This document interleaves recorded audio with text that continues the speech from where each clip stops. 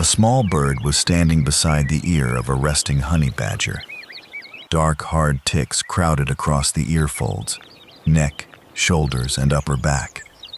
Most were small, but one swollen tick was hidden deep inside the outer fold of the right ear. The bird leaned closer and gripped it with the tip of its bill. The tick resisted. Then the honey badger opened one eye. Its ear flicked. Its head began to rise, and the bird was still holding the parasite. To understand why it had taken this risk, we have to return to earlier that morning. Two small insect-eating birds were searching through dry grass beside an old termite mound. They inspected loose soil, exposed roots, and narrow cracks for beetles and other tiny prey, and difficult to find. Then both birds noticed movement near a shallow, dusty depression. A large adult honey badger had returned from foraging. It lowered its heavy body beside the exposed root and rested in partial shade. Its pale mantle was still clearly visible, but much of the body carried a shocking load of dark ticks. Dense clusters surrounded both ears. More parasites crowded the neck folds, shoulder bases, upper back, and forelegs. Smaller groups were scattered across the flanks and lower body. The honey badger remained strong and alert. Its eyes, nostrils, and mouth were clear. The ticks were attached to the skin beneath the coarse fur. For the birds, this was not simply another animal. It was a concentrated source of food. The larger competitor approached first. It hopped onto the upper back and searched between the pale mantle and the darker shoulder fur. One small tick was partly exposed. The bird gripped it and pulled. The parasite detached cleanly. The honey badger did not react. The smaller bird watched from the root below. It then hopped onto the lower shoulder. The surface was unstable. Coarse fur, skin folds, and dense tick clusters shifted beneath its feet. The honey badger breathed slowly. The bird moved higher. Near the neck, the parasites became more concentrated. It removed one small tick with a quick pull. The larger competitor moved closer. Both birds now searched the same rich feeding area, but the smaller bird noticed something the competitor had not yet reached. Inside the outer fold of the right ear, one swollen tick was hidden among many smaller parasites. It was larger than the others. It also required the bird to move much closer to the honey badger's face. The focal bird crossed the neck and reached the ear margin. The competitor remained behind on the shoulder.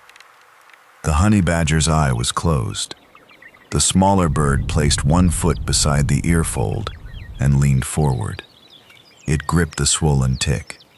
The parasite remained attached. The bird pulled again. The honey badger's ear twitched.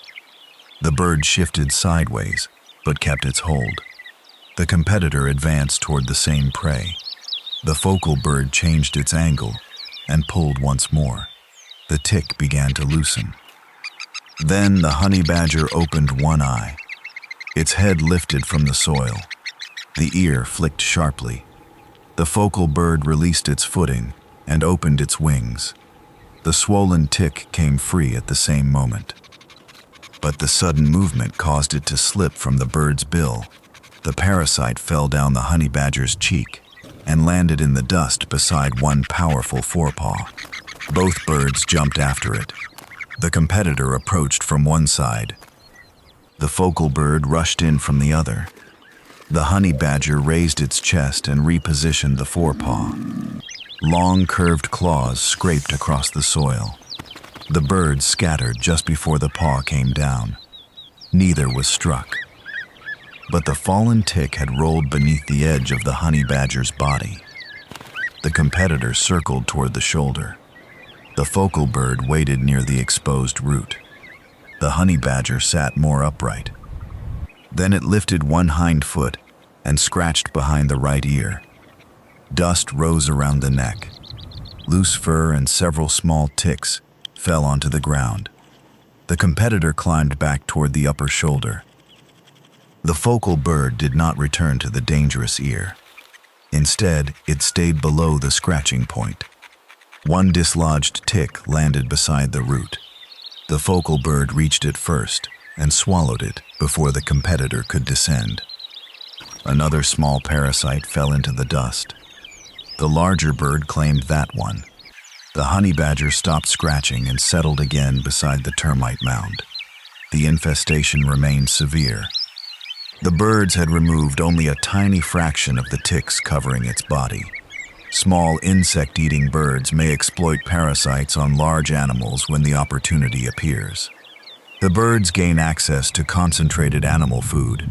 The host may receive limited incidental relief when some ticks are removed, but the interaction does not require friendship, rescue, or deliberate cooperation.